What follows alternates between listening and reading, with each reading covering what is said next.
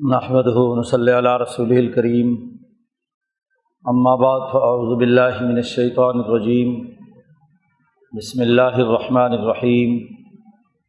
انما یخشی اللہ من عبادہ العلماء وقال النبی صلی اللہ علیہ وسلم کانت بنو اسرائیل تسوسهم الانبیاء کلما ہلک نبی خلفہ نبی آخر الا لا نبی بعدی سیکون خلفاء فیکثرون وقال النبی صلی اللہ علیہ وسلم لا تزال طائفة من امتی قائمین علی الحق لا یضرهم من خالفهم صدق اللہ مولانا العظیم وصدق رسولہ النبی الکریم۔ معزز دوستو، یہ نصیحت کے حصول کا دن ہے۔ جمعہ المبارک انسانی اجتماعیت قائم کرنے اور اجتماعی حوالے سے اپنے مسائل پر نصیحت حاصل کرنے کا دن ہے۔ انسانی معاشرے تبھی ترقی کرتے ہیں جہاں ہر شعبے کے اہل علم موجود ہوں۔ جب تک کسی معاشرے میں اعلیٰ تعلیم یافتہ علم و شعور رکھنے والے موجود نہ ہوں تو وہ معاشرہ ترقی نہیں کر سکتا۔ جہالت کی بنیاد پر معاشرے کبھی کامیاب نہیں ہو سکتے۔ جاہل قوم، جہالت انسانیت کے لیے انتہائی نقصان دہ ہے۔ اسی لیے انبیاء علیہ السلام دنیا میں علوم کی تقسیم کے لیے آتے ہیں۔ نبوت کا لفظی معنی ہی باخبر کرنا ہے، اطلاع دینا ہے۔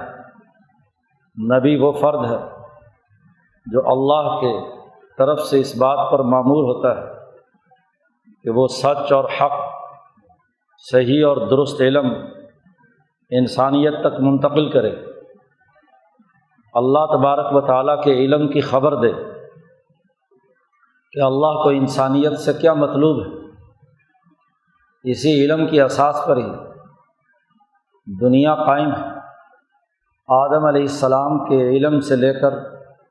امام الانبیاء حضرت محمد مصطفیٰ صلی اللہ علیہ وسلم کے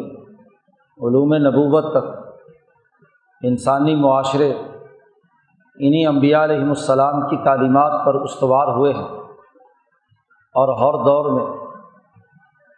ان کے علوم سے انسانیت نے استفادہ کیا ہے۔ انبیاء علیہ السلام کے وارثین علماء ربانیین ہوتے ہیں کہ جو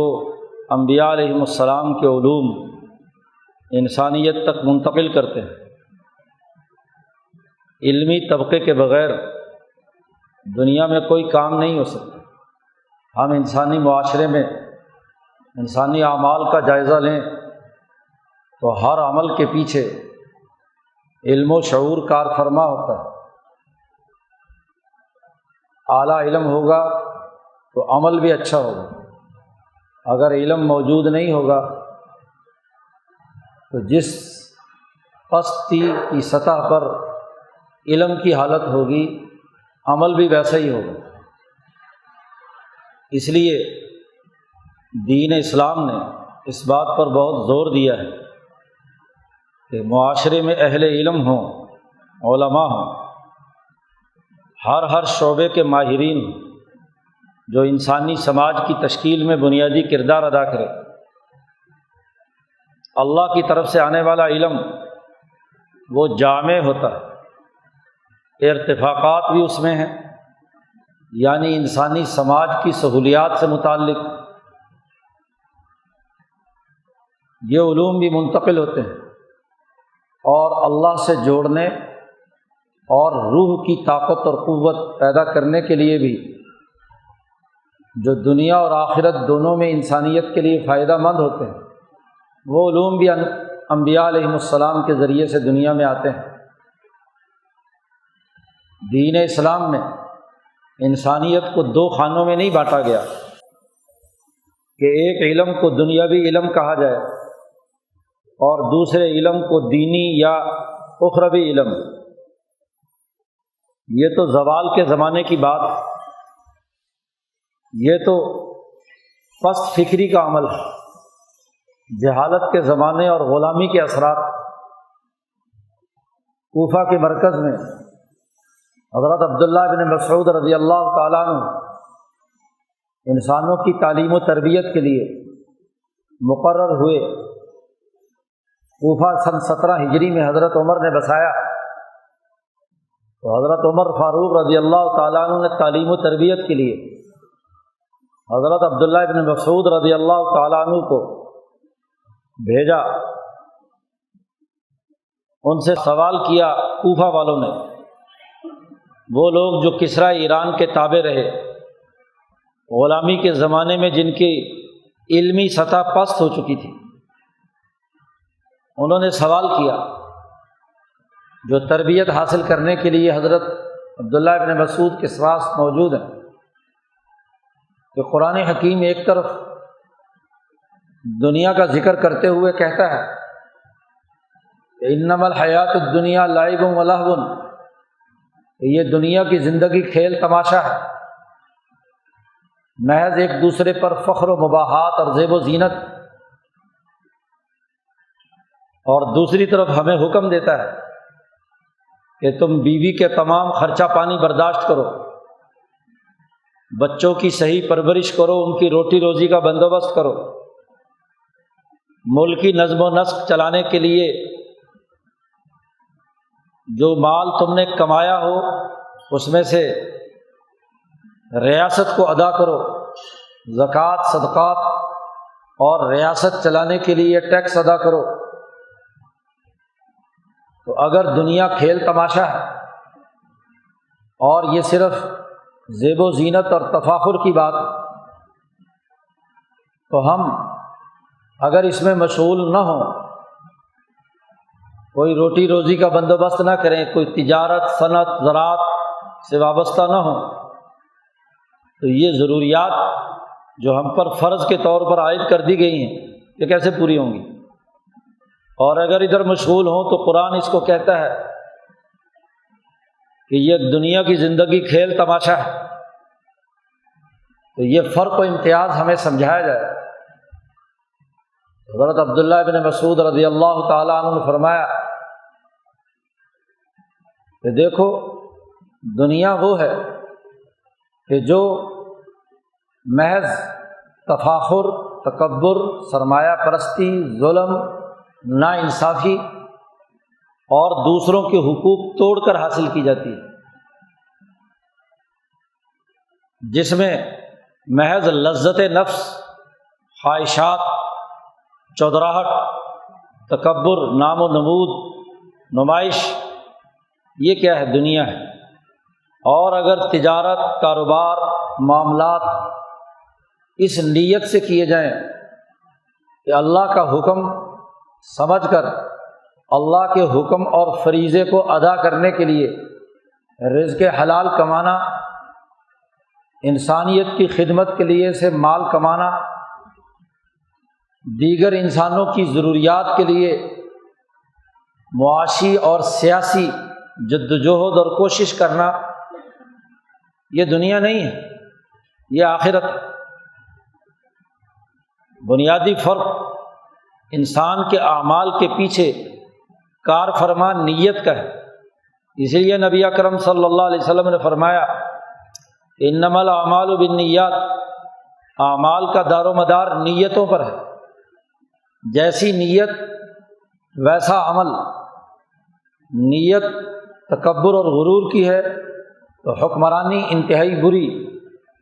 اور اگر حکومت کا مقصد امن و امان قائم کرنا، انسانی حقوق پورے کرنا، مظلوموں اور کمزوروں کی مدد کرنا، طاقتوروں کے ظلم سے غریبوں کو بچانا، سرمایہ پرستی کے انتداب سے مستضعفین کو، کمزوروں کو محفوظ کرنا، سرمایہ پرستی سے بچنا، کل انسانیت کی بلا تفریق رنگ، نسل، مذہب خدمت کرنا۔ اگر اس نیت سے کام ہو تو یہ آخرت کے لیے کام ہے، یہ اللہ کے لیے کام ہے۔ اس لیے اہل علم وہ ہیں جو علم کو انسانیت کے لیے استعمال کریں، تو ان اہل علم کی اساس پر سوسائٹی ترقی کرتی ہے۔ اور اگر اہل علم بجائے کمزوروں کی مدد کرنے، انسانیت کی خدمت کرنے، انسانی حقوق پورا کرنے کے بجائے وہ اپنے ذاتی مفادات، گروہی اور طبقاتی مفادات کے اندر مبتلا ہو جائیں، تو یہی علم دنیا ہے۔ دنیا اور آخرت کی تقسیم اسی بنیاد پر ہے کہ آپ کے علم کا فائدہ انسانیت کو ہوا ہے یا آپ کے علم کا فائدہ تمہاری ذاتی چودراہٹ، ذاتی تکبر، ذاتی دولت، نمود و نمائش اور شہرت کے طور پر تمہارا علم استعمال ہوا ہے۔ اگر ایک علم انسانی فائدے کے لیے ہے، خواہ وہ کوئی بھی کیوں نہ ہو، میڈیکل سائنسز ہوں، انجینئرنگ ہو، دین کا علم ہو، قرآن کے پڑھنے پڑھانے کا علوم ہو، انسانی خدمت کے باقی علوم ہو، تو اگر انسانیت کی خدمت کی نیت سے ہے تو یہ علم انسانیت کے لیے فائدے کا باعث ہے، اللہ کے ہاں قابل قبول ہے، آخرت میں اس پر اجر ہے۔ اور اگر یہی علم سامراجی طاغوتی مفادات کے لیے ہو، سرمایہ پرستی کی ایجنٹی کے لیے ہو، ظالموں اور متکبروں کا اعلی کار ہو، تو یہی علم دنیا ہے اور اس دنیا کی سخت مذمت کی گئی۔ اب یہ علم انسانیت کے فائدے کا کب ہوتا ہے، یہ سمجھنے کی بات، اس کو سمجھنے کے لیے علم کی نفسیات، علم کی ہیرارکی سمجھنے کی ضرورت۔ جب انسان کے پاس علم آتا ہے تو علم ایک خاص قسم کی تعلی اور تکبر پیدا کرتا ہے۔ جاہل کے مقابلے میں ایک عالم اپنے علم کے غرور میں مبتلا ہوتا ہے، جیسے جیسے وہ علم پڑھتا جاتا ہے ویسے ویسے اس کی گردن اکڑنا شروع ہو جاتی ہے، وہ دوسرے انسانوں کو حقیر سمجھتا ہے جو علم نہیں رکھتے، اور پھر وہ یہ سمجھتا ہے کہ یہ لوگ جو علم نہیں رکھتے ان کو اپنے علم کی بنیاد پر جیسے چاہے بے وقوف بنا لو، جیسے چاہے لوٹ لو، جیسے چاہے مفادات حاصل کر لو۔ علم اور مہارت انسان کے اندر انسان دشمنی کا وصف پیدا کرتا ہے۔ اس سے باز رہنے کا طریقہ نبی اکرم صلی اللہ علیہ وسلم نے بیان کیا، قرآن حکیم نے بیان کیا، اور اس کے لیے قرآن حکیم نے یہ قانون اور ضابطہ بیان کیا کہ صحیح علماء وہ ہیں، اہل علم وہ ہیں جن کے دلوں میں اللہ کی خشیت ہو، اللہ کا ڈر ہو۔ انما یخشی اللہ من عبادہ العلماء، جو صحیح اہل علم ہیں وہی اللہ سے ڈرتے ہیں۔ اللہ کا ڈر اور خشیت ان کے علم کو انسانیت کے لیے مفید بناتا ہے۔ جو علم نہیں رکھتا یا علم رکھتا ہے اور اللہ کی خشیت اس میں نہیں ہے تو وہ تو علم فروش۔ جیسے جہالت کی مذمت کی گئی ہے ایسے ہی ایسے عالم کی مذمت بھی کی گئی ہے جو علم رکھنے کے باوجود اس پر عمل نہ کرے۔ اور یہ بات بھی بڑی واضح کر دی نبی اکرم صلی اللہ علیہ وسلم اور آپ کی صحبت سے تیار ہونے والے صحابہ کرام نے کہ اگر یہ علم غلط مقاصد کے لیے استعمال کیا جائے، اپنی علمی مہارت کو لوگوں کے استحصال اور ظلم کا ذریعہ بنا لیا جائے تو یہی علم سب سے بڑا عذاب ہے۔ نبی اکرم صلی اللہ علیہ وسلم نے فرمایا کہ جو علماء دنیا دار علماء سو کے بارے میں فرمایا کہ جب قوموں پر زوال آتا ہے تو علماؤہم شر من تحت ادیم السماء، کہ کہ ان کے علماء آسمان کے نیچے زمین پر سب سے دنیا کی بدترین مخلوق ہوتے ہیں، کیونکہ جاہل کو تو ایک درجے میں اس کے علم اور عمل پر کی وجہ سے اس کو نظر انداز کیا جا سکتا ہے، تو اس کے پاس تو علم نہیں تھا بیچارے کے پاس، اپنی جہالت کے سبب اس نے کوئی جرم کیا، کوئی غلطی کی۔ لیکن ایک عالم جو جانتا بوجھتے ہوئے سمجھتے ہوئے اپنے علم پر عمل نہیں کرتا، تو نبی اکرم صلی اللہ علیہ وسلم نے فرمایا کہ دنیا میں کرۂ ارض پر اس سے بدتر مخلوق کوئی اور نہیں، اس جاہل سے زیادہ بدتر ہے جو اپنے علم پر عمل نہیں کرتا۔ ایک ڈاکٹر کو پتہ ہے کہ یہ مرض ہے اور اس مرض کی یہ دوا ہے، لیکن کسی ذاتی مفاد کے لیے نہ مرض کی درست تشخیص کرے اور نہ صحیح دوائی دے، تو وہ بھی ایسا عالم ہے جس نے دنیا فروشی، دنیا کو خریداری کرنے کے لیے دین فروشی کا کام کیا ہے، علم فروشی کا کام کیا ہے۔ ایک انجینئر ہے، اس نے علم حاصل کیا اور اپنے علم کو فروخت کرتا ہے، کسی طاقتور کے سامنے جھک جاتا ہے، حکمرانوں کا ایجنٹ بن جاتا ہے، سامراجی مفادات کے لیے غلط فیصلے اور ڈیسیژن لیتا ہے۔ بلڈنگ میں ناقص میٹیریل لگا ہوا ہے، سڑک صحیح طریقے سے نہیں بنائی گئی اور اس نے پیسے لے کر سڑک پاس کر دی، بلڈنگ پاس کر دی، پیسے لے کر فارماسیوٹیکل کمپنیوں سے ڈاکٹر نے غلط نسخہ لکھ دیا، تو مجرم۔ ایک دین کا عالم جس نے قرآن و حدیث پڑھا، اسے پتہ چل گیا کہ کیا چیز حلال ہے اور کیا چیز حرام ہے، اور اس حلال و حرام کے باوجود وہ قرآن کے علم کو بیچتا ہے، فروخت کرتا ہے، اپنی دینی وجاہت سرمایہ پرستی کے لیے استعمال کرتا ہے، خواہ وہ کسی فرقے کا ہو، کسی مذہب کا ہو، کسی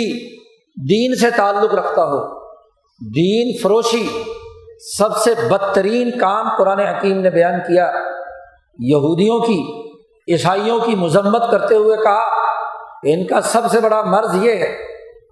کہ یہ دنیا خریدتے ہیں، دین بیچتے ہیں۔ اشتروا بآیاتی ثمنا قلیلا، میری آیات فروخت کرتے ہیں چند ٹکوں کے عوض، تھوڑے سے پیسوں کے لیے۔ مفسرین نے لکھا ہے کہ خواہ دنیا کی ساری دولت بھی مل جائے، جتنے خزانے ہیں کسی کو دین فروشی پر مل جائیں، تو آیت قرانیہ کے مقابلے میں وہ ثمن قلیل ہے، بہت معمولی قیمت۔ اللہ کے حکم کو بیچنے کے لیے اتنی جرت کہ وہ دنیا کمانا چاہتا ہے۔ دنیا میں علم کا مقصد تو انسانی ہدایت اور رہنمائی تھی، اور یاد رکھیے ایک دنیا کے کسی شعبے سے متعلق علم کا عالم، کوئی انجینئر، ڈاکٹر، پروفیسر، کوئی بھی سیاستدان، وہ دین فروشی اور اپنے علم کی فروخت کا کام کرتا ہے تو اس کا دائرہ محدود ہے اس دنیا تک۔ دنیا میں اس مریض کو ٹھیک نہیں کیا، نہ پیسے جیب سے نکال لیے، دنیا میں بلڈنگ خراب کر دی نا جس کے نیچے دب کر لوگ مر گئے، وہ پل پاس کر دیا جو گرا اور مسافروں کا نقصان ہو گیا۔ لیکن جس نے دین فروشی کی اس نے نہ صرف دنیا کا نقصان کیا بلکہ آخرت کا نقصان کیا، اس لیے وہ زیادہ بدتر، زیادہ فتنہ پرور، زیادہ انسان دشمن ہے۔ دنیا بھی بیچی اور دین بھی بیچا، آخرت بھی بیچی، دنیا کی انسانیت کی فلاح و بہبود بھی بیچی۔ اس لیے بڑے سخت احکامات بیان کیے ہیں۔ عمر فاروق رضی اللہ تعالیٰ عنہ فرماتے ہیں کہ مجھے ڈر ہے اس انسان سے جو المنافق العلیم، جو علم بھی رکھتا ہے اور منافق، ایک جاہل منافق ہو تو ہو سکتا ہے جہالت کی وجہ سے نفاق ہوا کہ ظاہری طور پر کچھ کہہ رہا ہے اور عمل کچھ اور کر رہا ہے، لیکن جو علیم ہے جانتا ہے، علم ہے اس کے پاس، لیکن اس علم کے باوجود نفاق کے مرض میں مبتلا ہے، مسلمان ہے، کلمہ پڑھتا ہے، اور پھر 3 باتیں اللہ پاک نے کہی ہیں بار بار ایسے مسلمان کے لیے کہ جس نے کلمہ پڑھا، قرآن پر ایمان لایا، رسول اللہ صلی اللہ علیہ وسلم کو رسول مانا، اور پھر اس پر درست طریقے سے عمل درآمد نہیں کیا، یا منافق ہے، یا فاسق ہے، یا فاجر ہے۔ قرآن نے 3 ہی لفظ استعمال کیے ہیں۔ منافقین وہ ہیں کہ جو ایمان لائے ظاہری طور پر حلق سے اوپر، دل میں ایمان نہیں ہے، دل میں کفر گھسا ہوا ہے، دل میں کفر کی محبت ہے، ظلم اور زیادتی دل میں اس کے ساتھ وابستگی پسند کرتا ہے اسے، ظاہری طور پر لوگوں کو دکھاوے کے لیے اس نے اسلام کا اعلان کیا ہوا ہے، ایسا آدمی منافق۔ دوسرا وہ کہ جس نے کلمہ تو پڑھا، زبان سے بھی پڑھا اور پہلی مرتبہ دل سے تصدیق بھی کی، دل سے بھی جانتا ہے کہ یہ حق ہے اور کلمہ پڑھتا ہے، لیکن اس ایمان لانے کے نتیجے میں جو اسے عمل کرنا چاہیے تھا، اللہ نے جو اعمال کرنے کا حکم دیا ہے خلوص نیت کے ساتھ، اللہ کے تعلق سے، رسول اللہ صلی اللہ علیہ وسلم کی محبت سے جو اسے عمل کرنا چاہیے تھا وہ عمل اس نے نہیں کیا، فاسق فسق کیا ہے اس نے، کہ ایمان تو لایا لیکن عمل اس کے مطابق نہیں کر رہا،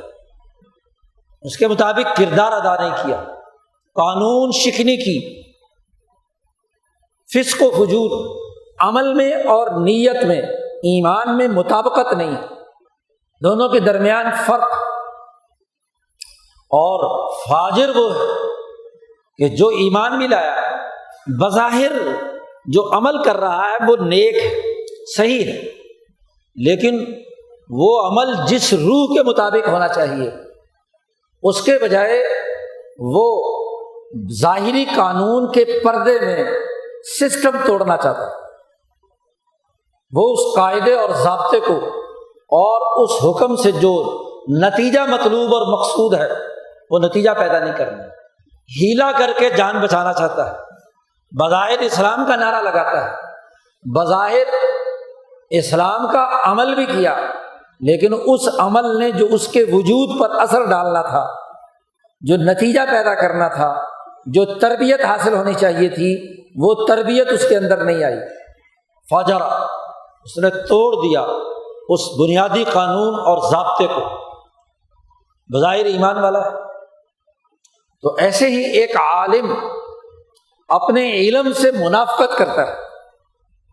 اور منافقت کی شکل یہ ہے کہ عالم تو نہیں ہے، حقیقت میں اسے مہارت حاصل نہیں ہے، محض ڈگری والا عالم ہے کہ ڈگری ہے اس کے پاس کسی یونیورسٹی کی، کام کرنا آتا نہیں، بظاہر ڈاکٹر ہے لیکن مرض تشخیص کرنا نہیں آتا، دوائی صحیح طور پر لکھنی نہیں آتی، بظاہر انجینئر ہے، ڈگری ہے اس کے پاس، لیکن اس اپنے متعلقہ شعبے، سول کا ہو، الیکٹریکل کا ہو یا کسی اور میکینیکل کے شعبے کا ہو، اس کی نہ مہارت ہے نہ صلاحیت۔ اور ظلم کے زمانوں میں تو ایسی ڈگری فروشی کا عمل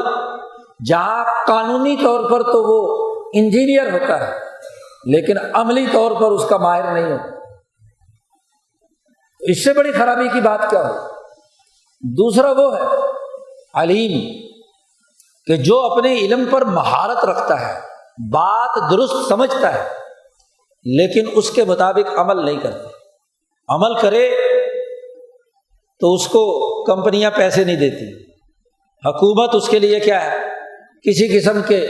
مفادات اور براعات کا اعلان نہیں کرتی، سرمایہ پرست طبقے اس کو رشوت نہیں دیتے، جانتا ہے، کام کرنا جانتا ہے، مہارت ہے، صلاحیت ہے،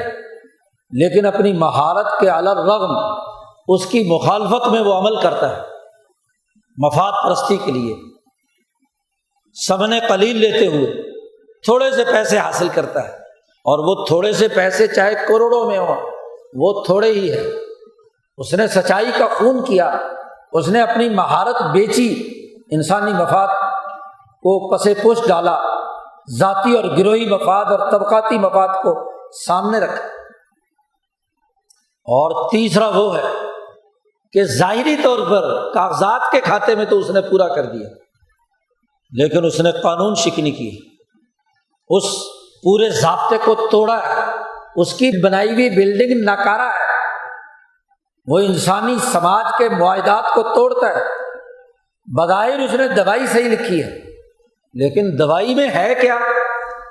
کہ نام لیبل اس کا ہے اور اندر وہ سالٹ نہیں ہے، وہ اثر نہیں کرتی، جعلی ہے۔ انسان پر کوئی اس کا مرض کے دور کرنے کا کوئی طریقہ کار نہیں ہے، تو اس سے بڑا منافق العلیم کون ہو؟ دین کا عالم، قرآن و سنت کا عالم ہے، لیکن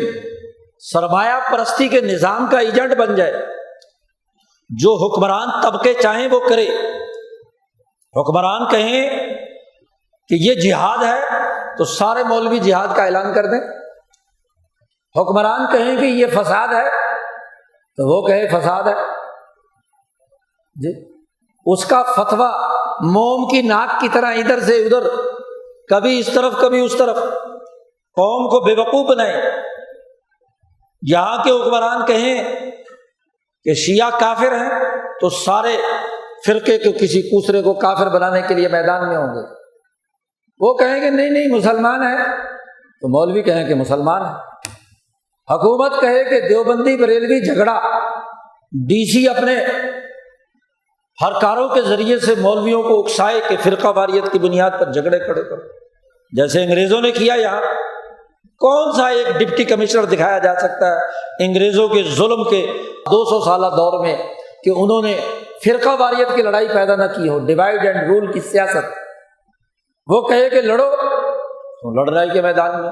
وہ کہے کہ ملی یکجہتی کونسل بناؤ تو سارے بنا کر میدان میں آ جاتے ہیں۔ فرقہ واریت پیدا کرنا چاہے تو پیدا ہو جاتی ہے، اور ختم کرنا چاہے حکومت تو اب ختم ہو جاتی ہے۔ تو سسٹم کی ایجنٹی کریں، موم کی ناک بن جائیں، ان کے لیے فتوے دیں، ان کے لیے مفادات اور برات کا کام کریں، تو اس سے بڑا ظلم کیا ہے؟ یہاں اس بر عظیم پاک و ہند میں مسلمانوں کی حکمرانی کے 800 سالہ دور میں کبھی جاگیرداری نظام نافذ نہیں ہوا۔ یہاں کی زمینیں ریاست کی ملکیت رہی ہے، اور اس کی آمدنی تمام انسانوں کو بلا تفریق رنگ نسل مذہب دی جاتی تھی۔ انگریز سامراج آیا، بنگال سے آغاز کیا ملکیت زمین دینے کا، اور پھر جاگیرداری مسلط کر کے انسانوں کو غلام بنانے کا نیا طریقہ ایجاد کیا۔ غداروں کو جاگیریں دی گئی، ان کے مفادات کے لیے فیصلے کیے گئے، تو ماشاءاللہ مولوی اور شیخ الاسلام میدان میں آ گئے، اور انہوں نے کہا جی جاگیرداری تو اسلام میں ہے، اسلام میں جاگیرداری کی اہمیت پر کتابیں لکھی جا رہی ہیں۔ تمام قدیم علماء، علامہ ابن حمام کی فتح القدیر سے لے کر تمام 8-10 فتاوی کی کتابیں ہر 100 سال میں یہاں فقہاء نے مرتب کی ہیں، فتاوی عالمگیری تک، تمام میں تو موجود ہو کہ بر عظیم پاک و ہند کی زمینیں وہ ریاست کی ملکیت۔ شیخ جلال الدین تھانیسری، قاضی محمد اعلیٰ جیسے بڑے بڑے قاضی القضات مغلوں کی حکومت میں باقاعدہ کتابیں لکھتے رہے کہ ریاست کا نظم و نسق ہے، زمین اشیاء غیر منقولہ میں سے ہے، ان کی ملکیت کا مطلب اس سے استفادہ کرنا ہے۔ امام شاہ ولی اللہ دہلوی نے حجت اللہ میں لکھا کہ ملکیت کسی کا مطلب یہ ہے کہ وہ نفع اٹھائے صرف، اور اپنی ضرورت سے زائد اس نفع سے تمام لوگوں کو استفادے کا موقع دے۔ شاہ صاحب نے فرمایا کہ زمین کی حالت ایسی ہے جیسے ایک مسجد پبلک پلیس ہے، جس وقت جس کو چاہے آئے اور نماز پڑھے، جگہ قبضہ کر کے بیٹھ کے کہے کہ یہ جگہ تو میری ہے، یا سرائے کی ایک سرائے پبلک پلیس ہے، جو بھی آئے اپنی ضرورت پوری کرے اور چلا جائے۔ تو ایسے ہی زمینوں کے بارے میں شاہ صاحب ملکیت کے بارے میں واضح طور پر یہ بات کہتے ہیں، دور جانے کی بات نہیں۔ علامہ انور شاہ کشمیری رحمۃ اللہ علیہ، جو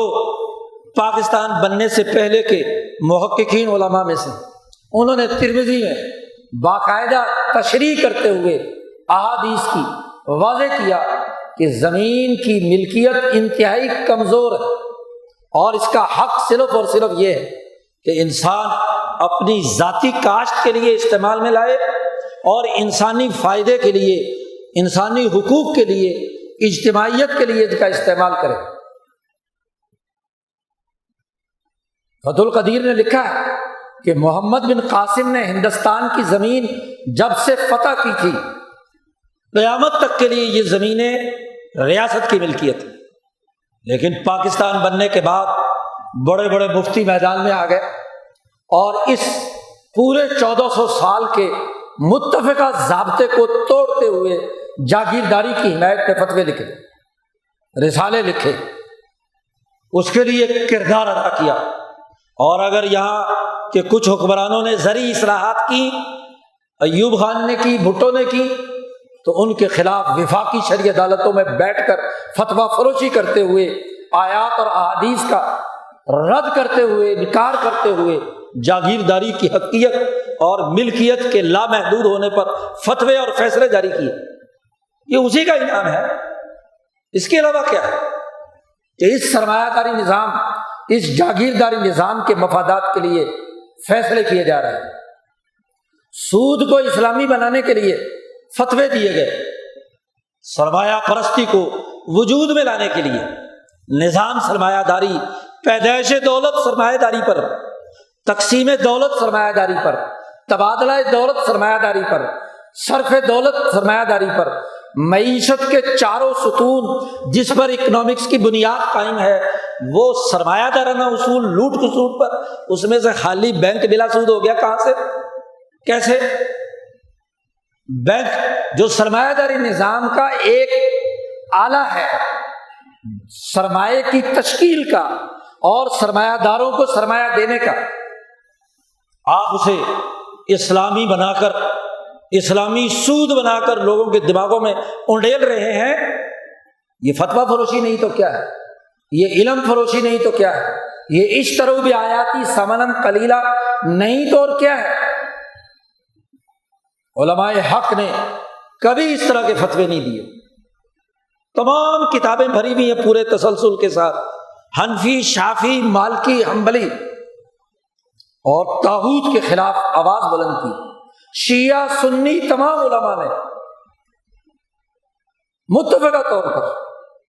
جس جاگیرداری اور سرمایہ پرستی کی مذمت کی، اور سنیوں کو تو یہ توفیق بھی نہیں ہوئی کہ اس یورپ کے پیدا کیے ہوئے ظالمانہ سرمایہ داری نظام کے خلاف انقلاب برپا کریں۔ پڑوسی ملک نے تو انقلاب برپا کر کے دکھایا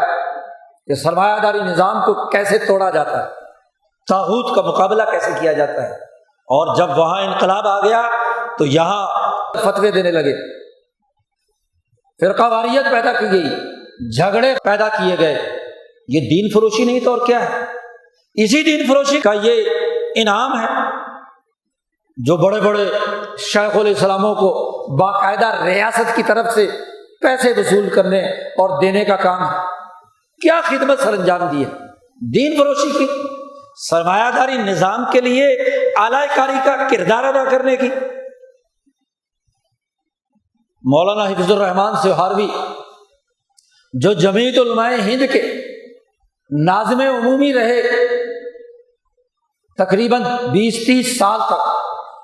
جو ہندوستان کے تمام دیوبندی، بریلوی، اہل حدیث اور شیعہ عالموں کی متفقہ تنظیم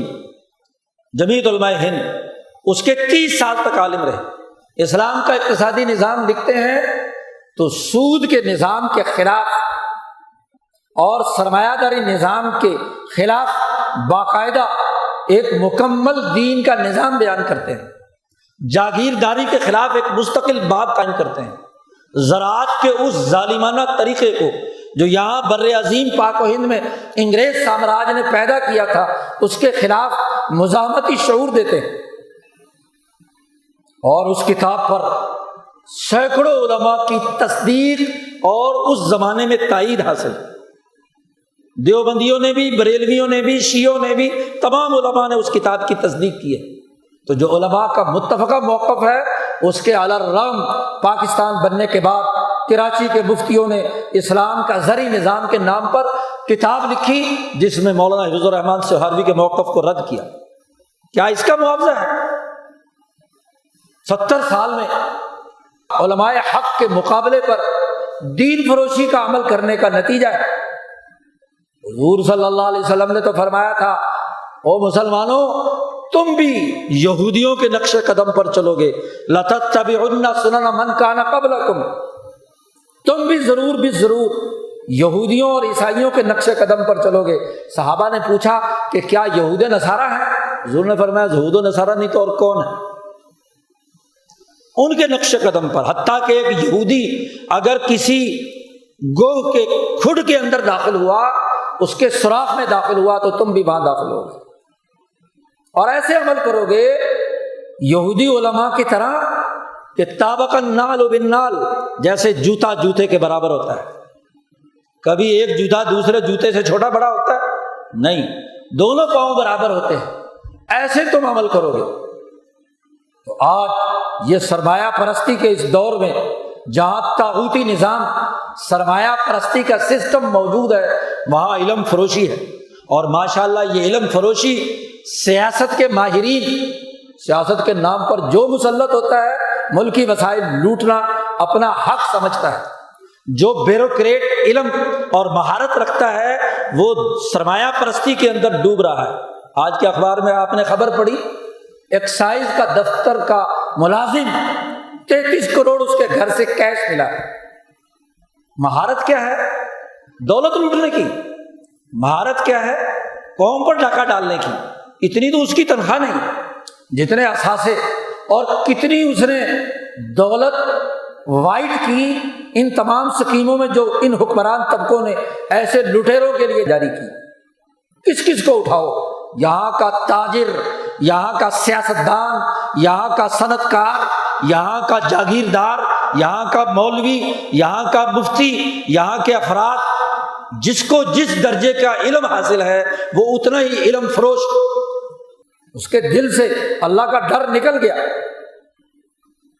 خوف نکل گیا۔ آج ان تمام اہل علم پر مشتمل جو مافیاز ہیں، مذہبی مافیا، صحت کا مافیا، انجینئروں کا مافیا، سیاست دانوں کا مافیا، بیوروکریسی کا مافیا، قانون دانوں کا مافیا، جو ریاست کے لیے قانون کی حکمرانی کے ٹھیکیدار ہیں، رول آف لا قائم کرنا چاہتے ہیں، ان کا مافیا، وہ پوری ریاست کو شکنجے میں کسی ہوئے، دنیا عذاب میں مبتلا ہے، اذیت کی حالت میں ہے۔ سرمایہ پرستی کا افریت سوسائٹی پر مسلط، ہر آدمی پریشان ہے، لیکن مولوی خوش ہے، ڈاکٹر خوش ہے، انجینئر خوش ہے، پیر خوش ہے۔ پیروں کا مافیا بھی جو نظر و نیاز وصول کر کے انسانوں کی جیبوں سے پیسے نکالتا ہے۔ یہ تمام مافیاز جو علم کے نام پر علم فروشی کا کردار ادا کرتے ہیں، کیا اس حدیث کا مصداق نہیں جس میں حضور نے فرمایا کہ سنو ایک زمانہ آنے والا ہے، یاتی علی الناس زمان، لوگوں کے پر زمانہ آئے گا کہ مساجدہم عامرۃ وہی خراب من الہدی، ان کی مسجدیں بھری ہوئی ہوں گی، لاکھوں کے مجمع ہوں گے، بڑی بڑی مسجدیں بھری ہوئی ہوں گی، لیکن وہی خراب من الہدی، وہ ہدایت سے خالی ہوں گی، ہدایت کے حوالے سے خرابے کا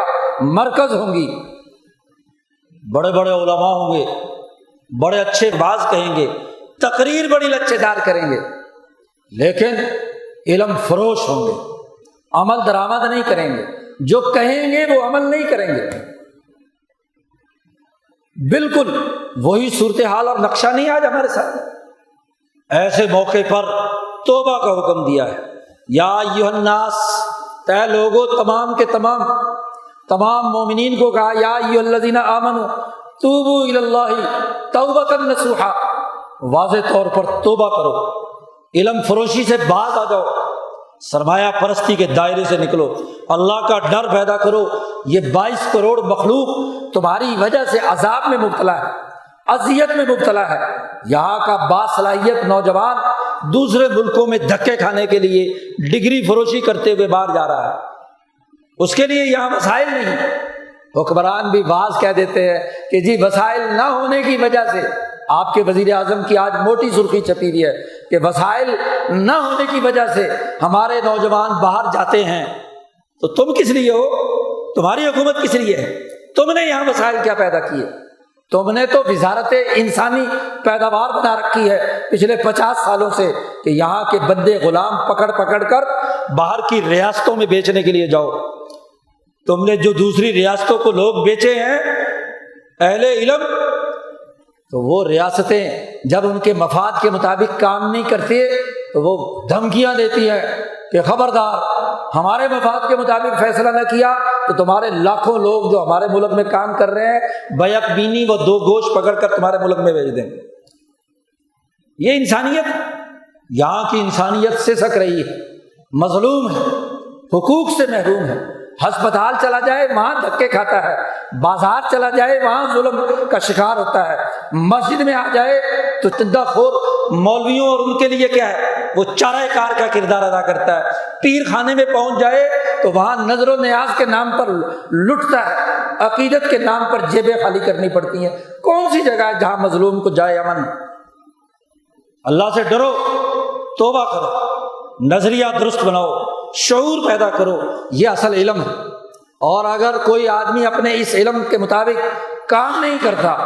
وہ علم فروش ہے، اور یاد رکھو وہ اس دنیا میں بدترین مخلوق ہے، وہ اللہ کے غضب اور عذاب سے نہیں بچ سکتا۔ یہاں کے عذاب سے شاید تم کسی طریقے سے بچ جاؤ، لیکن اس احکم الحاکمین کے سامنے تمہیں یوم محشر جواب دینا ہوگا کہ تمہارے ظلم، تمہارے فتوے، تمہارے نسخے، تمہارے لکھے ہوئے ڈاکومنٹ، تمہارے فیصلے، انہوں نے انسانیت کو کہاں اور کس طرح نقصان پہنچایا۔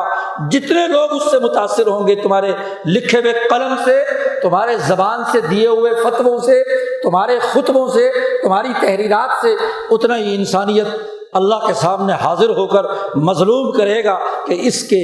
فتوے سے، اس کے نسخے سے، اس کی تحریر سے، اس کے فیصلے سے مجھے یہ نقصان پہنچا، میرا بدلہ لیا جائے۔ تو آج یہ خوف خدا نکل گیا، انسانوں کا خوف۔ تم ایسے ڈرتے ہو، قرآن نے نقشہ کھینچا کہ تم انسانوں سے ایسے ڈرتے ہو کہ کخشیت اللہ، جیسے اللہ سے ڈرا جاتا ہے، بلکہ اشد خشیہ، اللہ سے ایسے نہیں ڈرتے جیسے یہاں کے ناپاک بندوں سے ڈرتے ہو، حکمران طبقوں سے ڈرتے ہو، سرمایہ پرستوں سے ڈرتے ہو، طاقتور لوگوں سے ڈرتے ہو۔ مفادات کا عالم دیکھ لو۔ یہ تو اللہ پاک نے کتاب مقدس قرآن حکیم میں نبی اکرم صلی اللہ علیہ وسلم نے اپنی تعلیمات میں واضح اور 2 ٹوک پیغام دیا ہے، اور سچا انسان وہ ہے جو اس پیغام کو پہنچائے، سنے، سمجھے اور عمل کرے، اپنی زندگی اور کردار کو درست بنائے، بلا تفریق، رنگ، نسل، مذہب، کل انسانیت کی فلاح و بہبود کے لیے اپنے اپنے دائرے میں کردار ادا کرے۔ وہ سچا انسان اور سچا مسلمان ہے، وہی دنیا میں کامیاب ہے اور وہی آخرت میں کامیاب ہے۔ اللہ تعالی ہمیں دین سمجھنے اور اس پر عمل کرنے کی توفیق عطا فرمائے۔ وآخر دعوانا الحمد للہ رب العالمین۔